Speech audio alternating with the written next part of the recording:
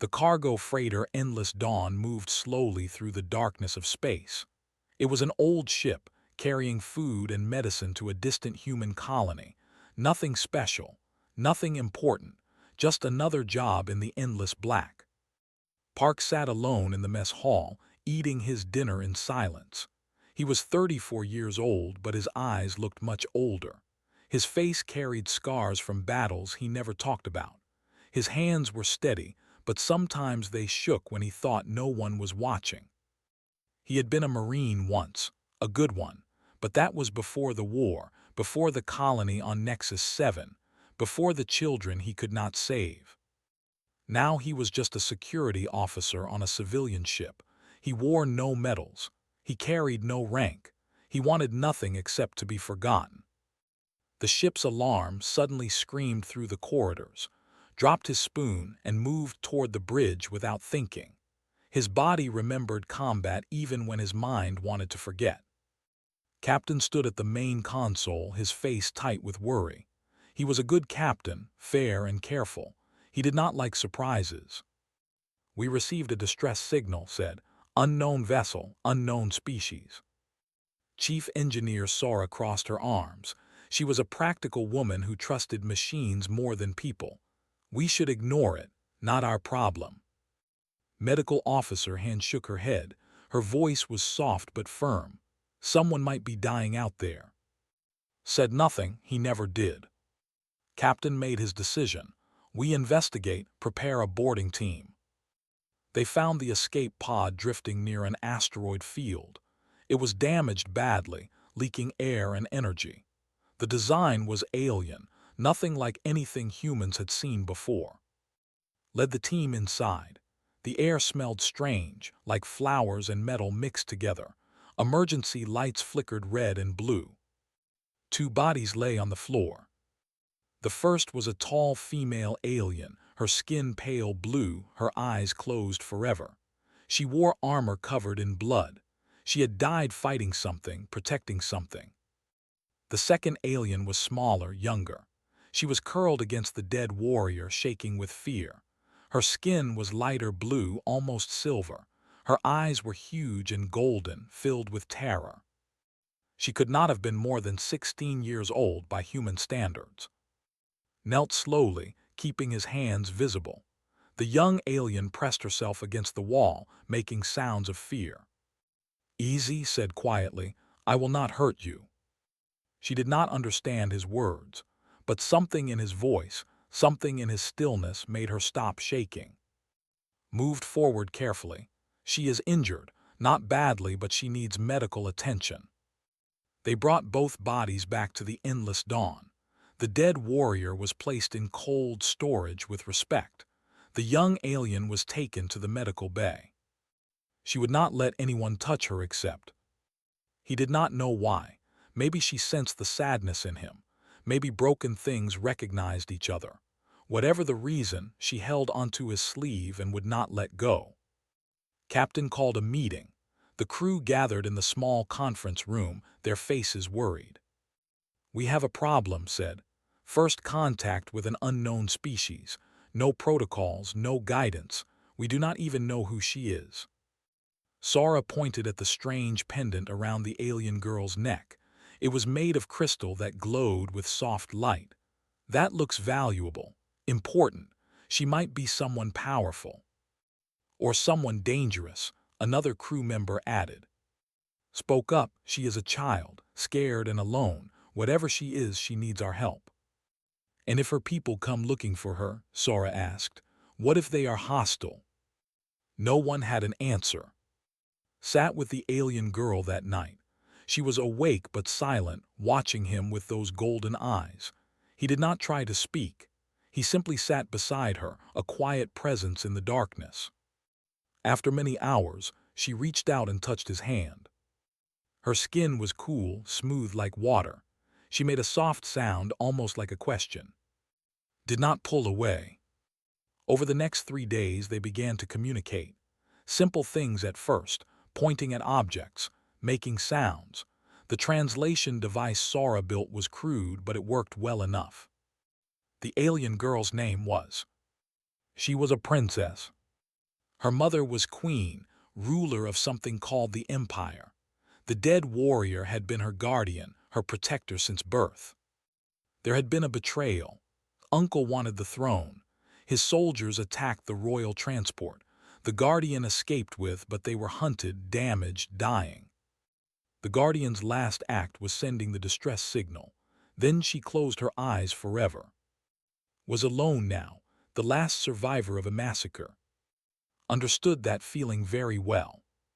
"You are safe here," he told her, speaking slowly so the translator could work. "No one will hurt you." Studied his face. She touched the scars on his cheek. "You hurt before," she said in broken human words. "Yes," admitted. Still hurt inside.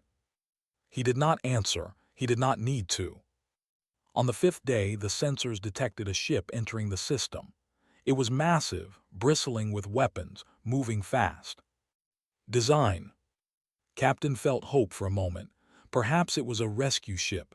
Perhaps people had come to save her. Then the ship opened fire. Not at the endless dawn. At the escape pod they had left behind.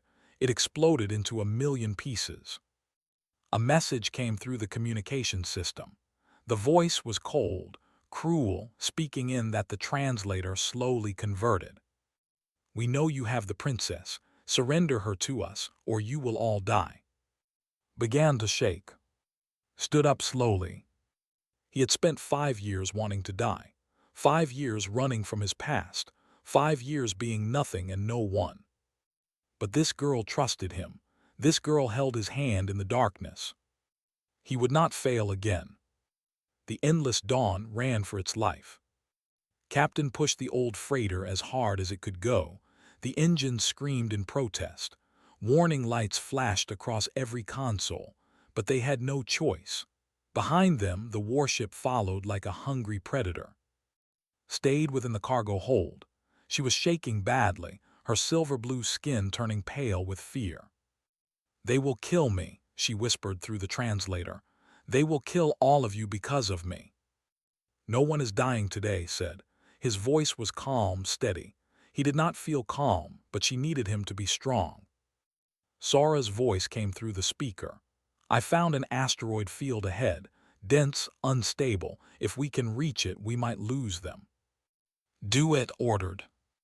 The endless dawn dove into the field. Rocks the size of buildings tumbled around them. Sora flew manually, her hands dancing across the controls. She was the best pilot had ever seen. The warship followed, but it was bigger, slower. It could not move through the tight spaces as easily. Slowly, the distance between them grew. They escaped for now. That night the crew gathered in the mess hall. Faces were tired and scared. No one had signed up for this. They were cargo haulers, not soldiers. "We need to talk about what happens next," said. Sora spoke first. "We hand her over. I am sorry, but this is not our fight. We are not equipped for war." "Hand her over to be killed?" asked sharply. "She is a child. She is an alien princess caught in an alien civil war. We owe her nothing." The argument grew heated. Voices rose, fingers pointed. Listened in silence. Sat beside him, understanding enough words to know her fate was being decided. Finally asked the question that mattered. "What do we do? Majority vote. Protect her or surrender her." The crew split evenly. 4 wanted to protect her. 4 wanted to surrender. All eyes turned too. He had not voted yet. For a long moment he said nothing. Then he looked at. She did not beg. She did not plead. She simply looked back at him with those golden eyes full of quiet fear. "She stays," said. The vote was decided. The endless dawn would run. Over the following days began to trust the crew. She helped Sora with small repairs, her delicate fingers good with tiny parts. She learned human words from. She even smiled sometimes, though the sadness never left her eyes. She told them more about her world. The empire was ancient and powerful. Her mother, Queen, had ruled for 200 years. She was wise and fair, beloved by her people. But uncle wanted more. He believed the empire had grown weak under the queen's peaceful rule. He wanted war, expansion, conquest. When the queen refused, he started a rebellion. "My mother does not know I am alive," said softly. "She thinks I died in the attack. She must be broken inside." Understood that feeling too. He began teaching to defend herself. Simple things at first: how to hold a weapon, how to stand, how to breathe when fear tried to choke you. She was a quick learner, but her hands shook when she held the training knife. "I am not a warrior," she admitted. "Neither was I," replied. "Once." She looked at his scars. "What happened to you?" He was quiet for a long time. Then he spoke, his voice barely above a whisper. "There was a colony, Nexus 7. I was sent to protect it. Farmers, families, children, just ordinary people trying to build new lives." He paused. The memories hurt like fresh wounds. "Raiders came, pirates. We were outnumbered badly. I wanted to fight, but my commander ordered retreat. He said we could not win. He said reinforcements would come." "Did they come?" "Too late. The raiders burned everything. Everyone. I watched from orbit. I watched and did nothing." Touched his hand gently. "You followed orders. That is not your fault." "I should have stayed. I should have died with them." His voice cracked. "The children, I still hear them screaming." She did not offer empty comfort. She did not say it would be okay. She simply held his hand and stayed silent. They understood each other. Two broken souls drifting through the darkness together. On the 8th day, the warship found them again. This time, it brought friends. 3 smaller attack ships surrounded the endless dawn like wolves circling wounded prey. "Surrender the princess," the cold voice demanded again. "This is your final warning." Captain looked at his crew. They were not soldiers. They had no weapons that could fight warships. They had no chance. "How long until we reach loyal space?" he asked. Sara checked her calculations. 6 more days if we push hard. "They will board us before then," said quietly. As if hearing her words, alarms screamed. 3 small objects detached from the enemy ships, boarding pods. "They are coming," Sora announced. Stood up, his face was empty, cold. The broken man disappeared. Something else took his place, something dangerous. "Get to the secure room," he said. "Lock the door.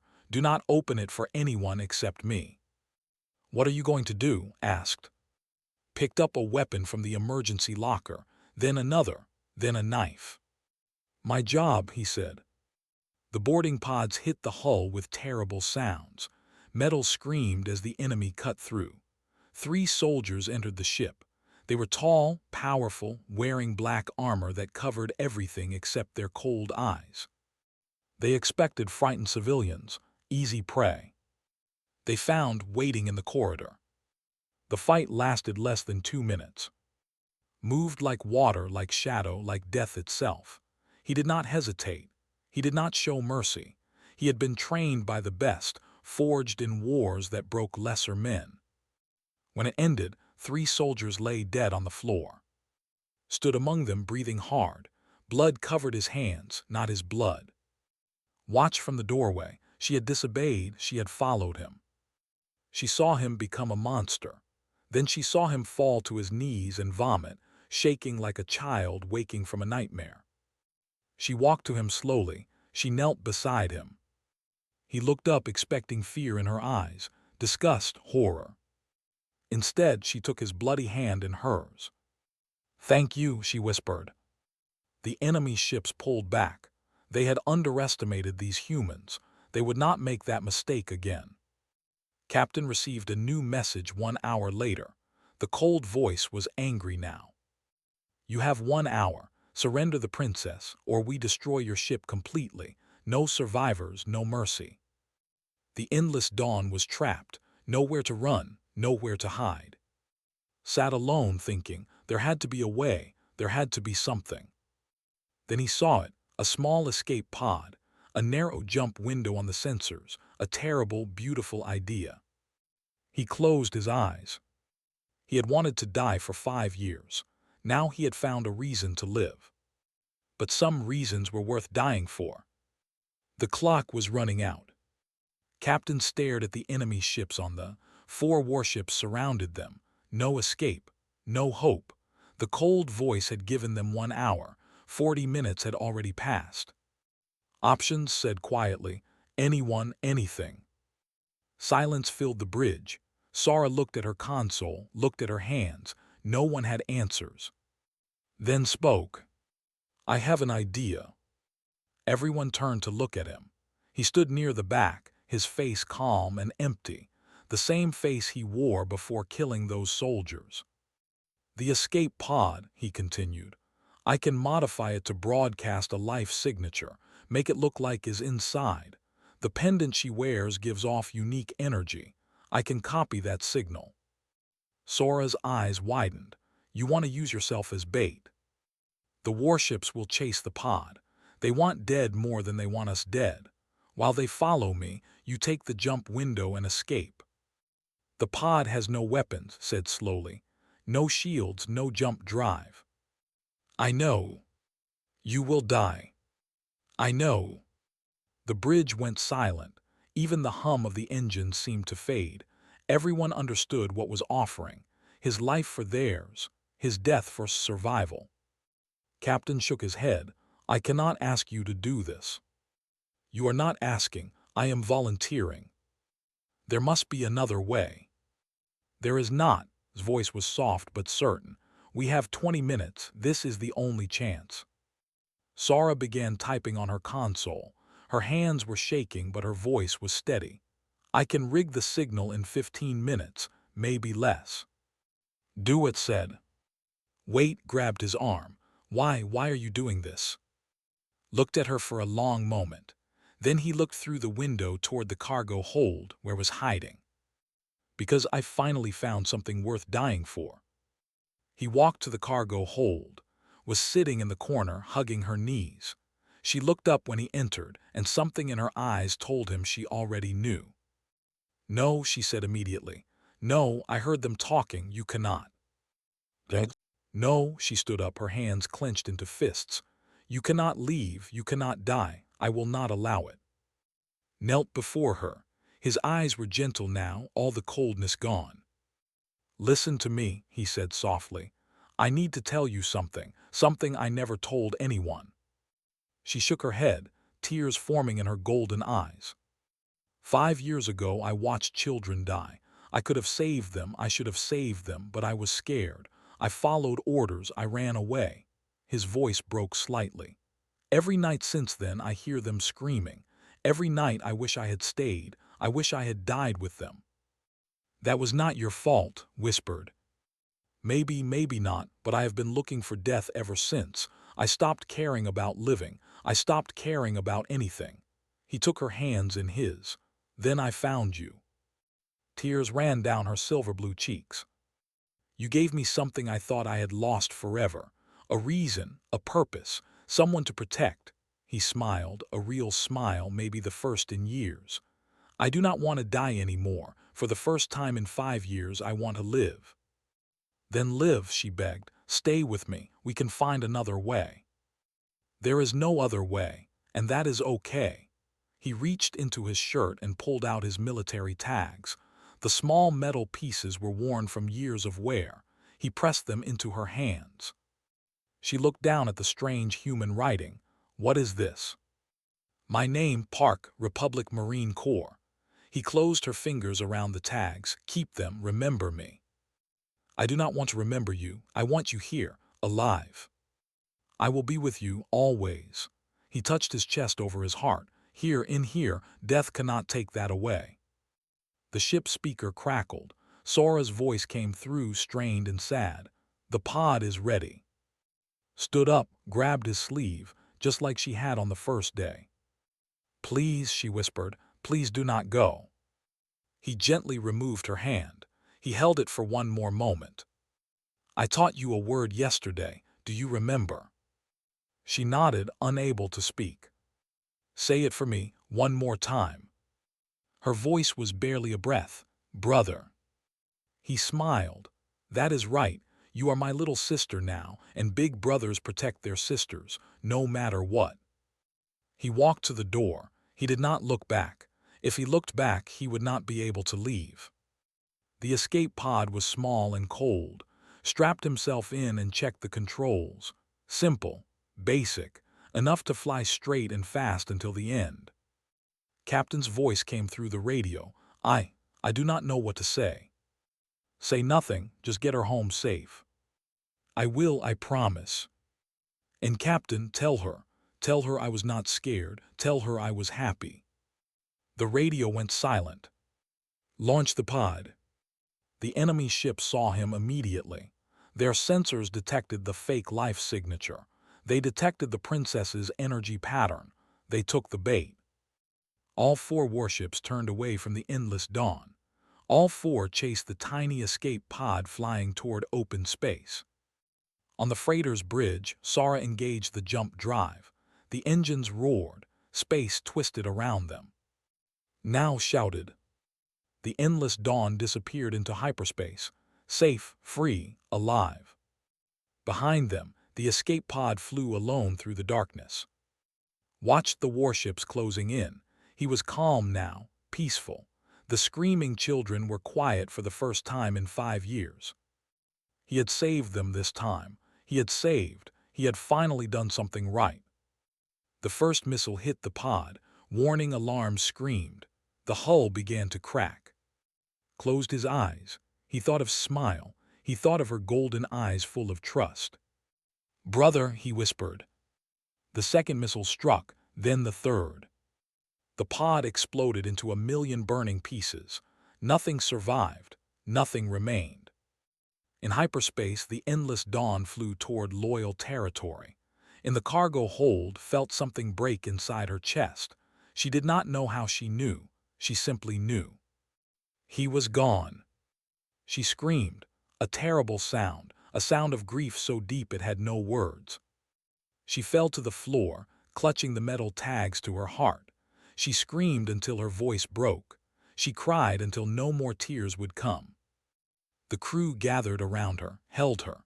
Sara wiped her own tears away. Captain stood with his head bowed. They had survived, but victory felt like ashes in their mouths. One man had given everything. One broken, quiet, forgotten man had saved them all. Did not speak for 3 days. She sat in silence, holding the tags, staring at nothing. But on the 4th day she stood up. She cleaned her face. She straightened her clothes. She walked to the bridge, where the crew was preparing to enter space. "Take me to my mother," she said. Her voice was different now. Harder, older. "Take me home." Captain nodded. "Yes, Princess. And when we arrive, I will tell her everything. I will tell her about the human who saved me. I will tell her his name." She held up the tags. The small metal pieces caught the light. "Park, the universe will remember him. I will make sure of it." The planet Prime filled like a blue jewel against black velvet. It was the heart of the Empire, the throne of Queen. Captain gripped his controls tightly as 12 warships surrounded the endless dawn. These were not rebels. These were loyal military vessels, bristling with weapons that could destroy the small freighter in seconds. "Unknown vessel," a sharp voice demanded through the radio. "Identify yourself immediately." Took a deep breath. "This is captain of the human cargo freighter Endless Dawn. We are carrying Princess. She is alive. She requests to speak with her mother." Silent, long, terrible silence. Then a different voice came through, older, trembling. "This is Queen. If this is a trick, I will burn your ship from the sky. If this is truth," the voice broke. "Show me my daughter." Stepped forward. She faced the communication screen. Her chin was high, her eyes clear despite the pain behind them. "Mother," she said simply, "I am home." The response was a sound had never heard before. A queen, 200 years old, ruler of 1,000 worlds, crying like a child. "My baby, my little star. They told me you were dead. They showed me wreckage. I believed them. I mourned you. I am alive, Mother, because of these humans, because of one human especially." The warships escorted them down to the planet's surface. Thousands of lined the landing field, word spreading faster than light that the princess had returned from death itself. The ship's ramp lowered, walked down slowly, the metal tags clutched in her hand. Queen waited at the bottom. She was tall and regal, her skin deep blue like the ocean depths. Her crown was made of living crystal that sang with soft music. Her eyes were ancient, wise, and filled with tears. Mother and daughter stood face to face. Then the queen fell to her knees and pulled into her arms. She held her daughter like she would never let go. She whispered words in that needed no translation. Love, relief, joy.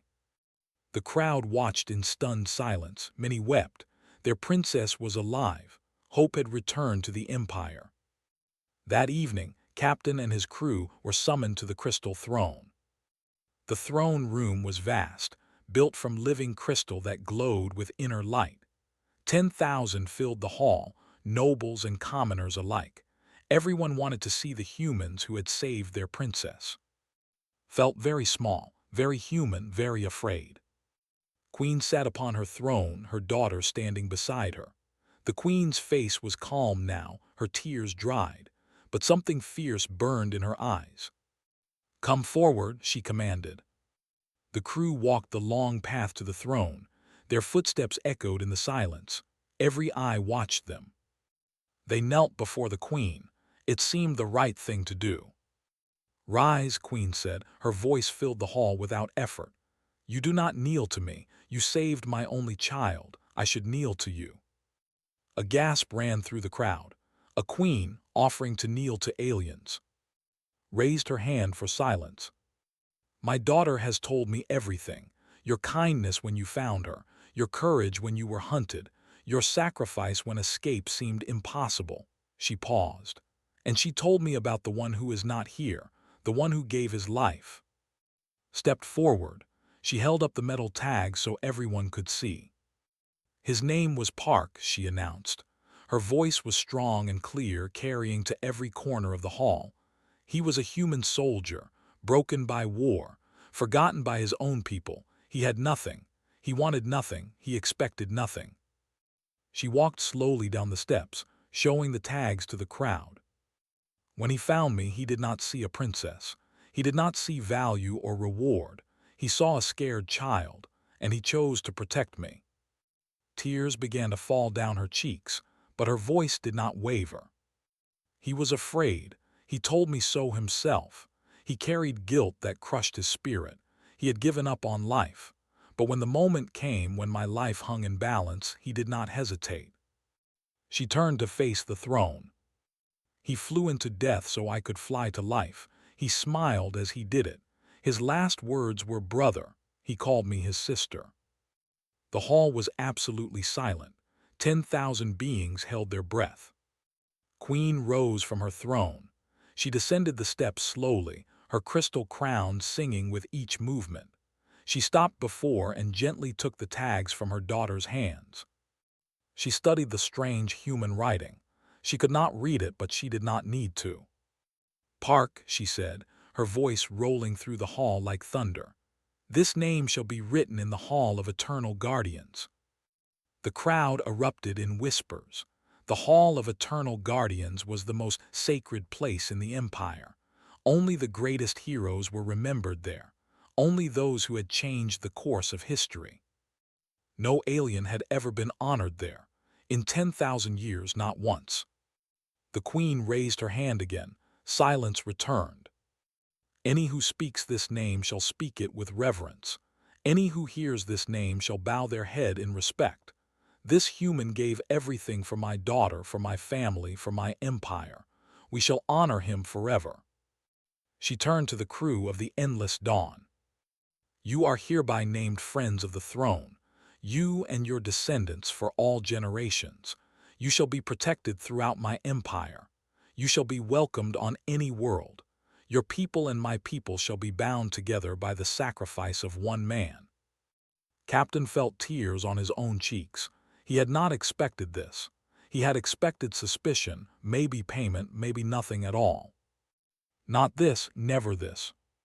The queen returned the tags too. Keep them, my daughter. Let them remind you always of what courage looks like, what sacrifice means, what humans are capable of. That night after the ceremonies ended, the queen visited in her chambers.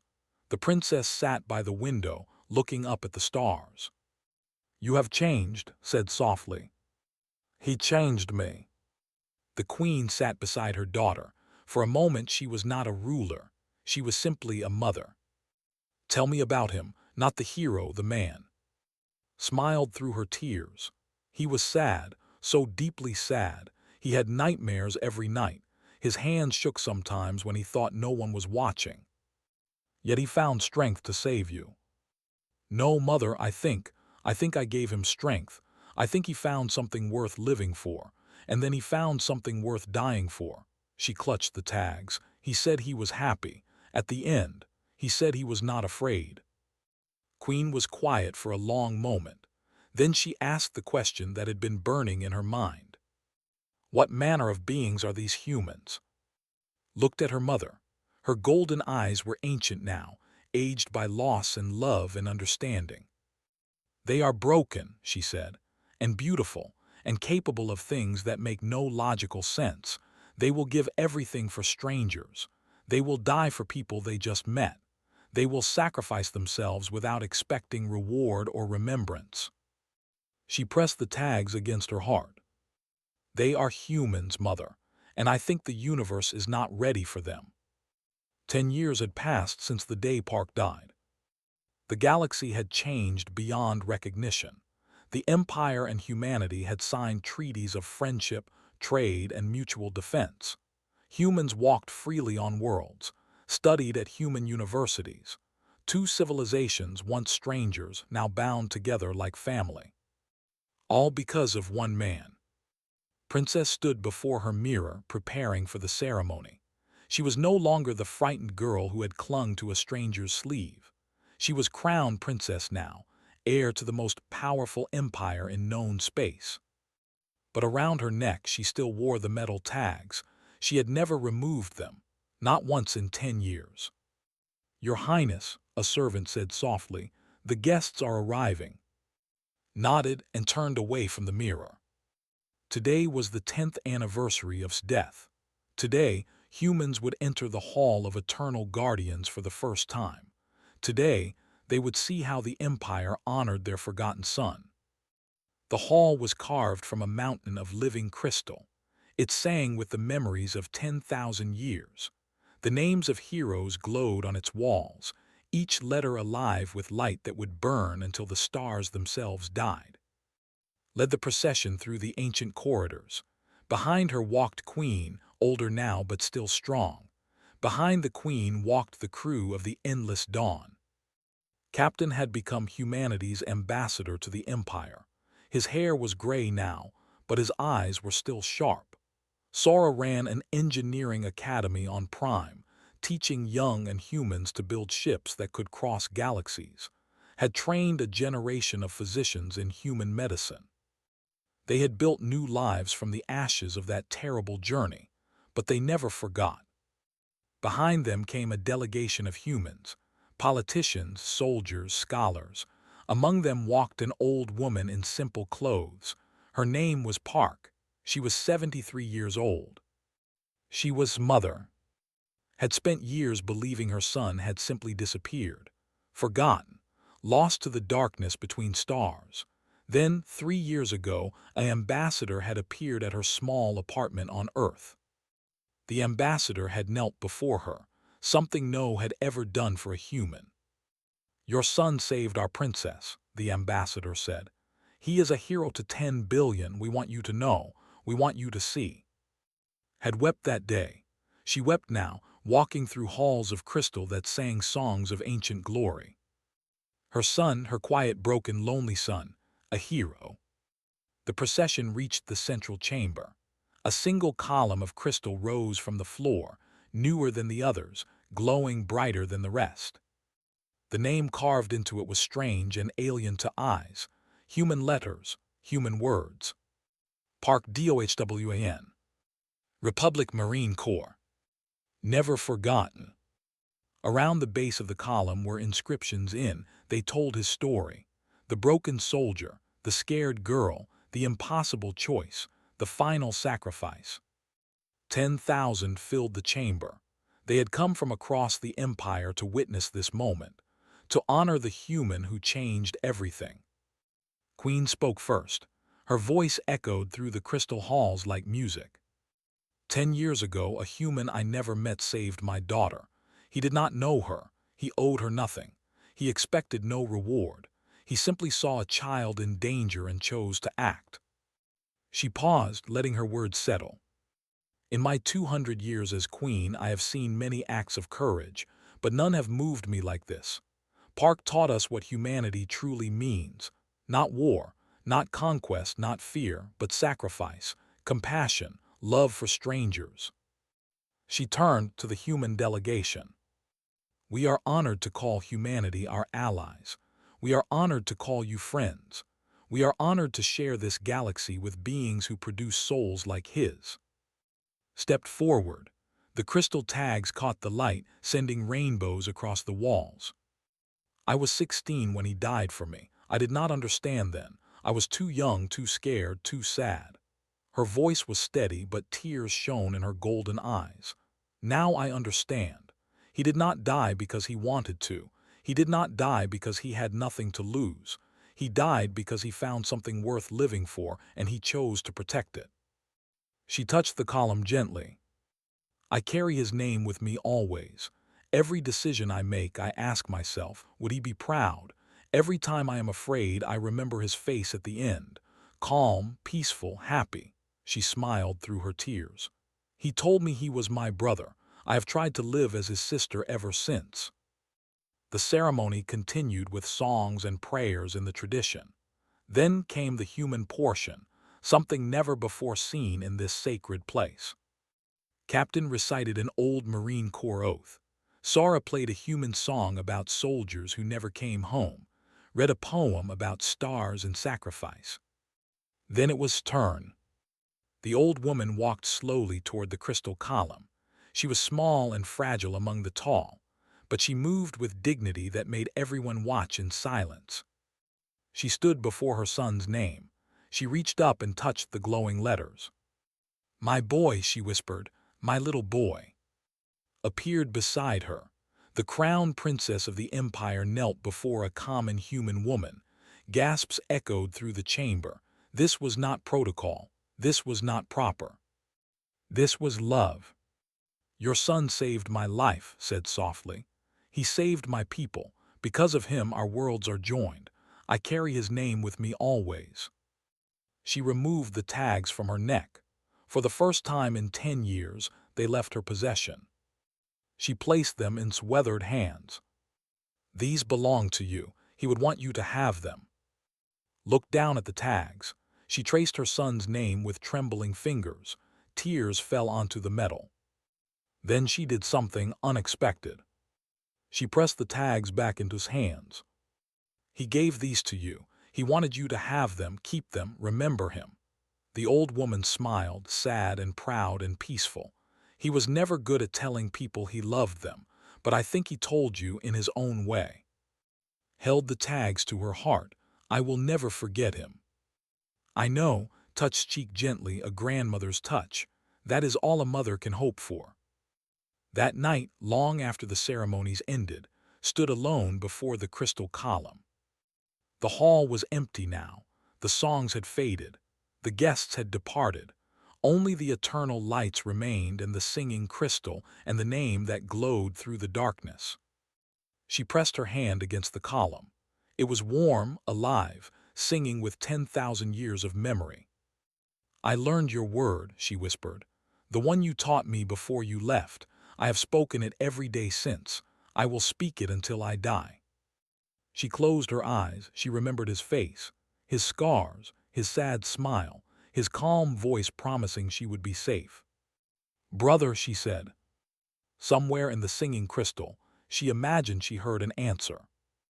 In the centuries that followed, humanity and the empire faced many challenges together. They argued and debated and sometimes disagreed, but they never fought as enemies. They never forgot the bond forged in sacrifice. And in the Hall of Eternal Guardians, one human name glowed among 10,000 heroes. Pilgrims came from across the galaxy to see it. Children learned his story in school. His sacrifice became legend, then history, then something close to scripture. Park, a broken soldier who found redemption. A forgotten man who became eternal. Never forgotten.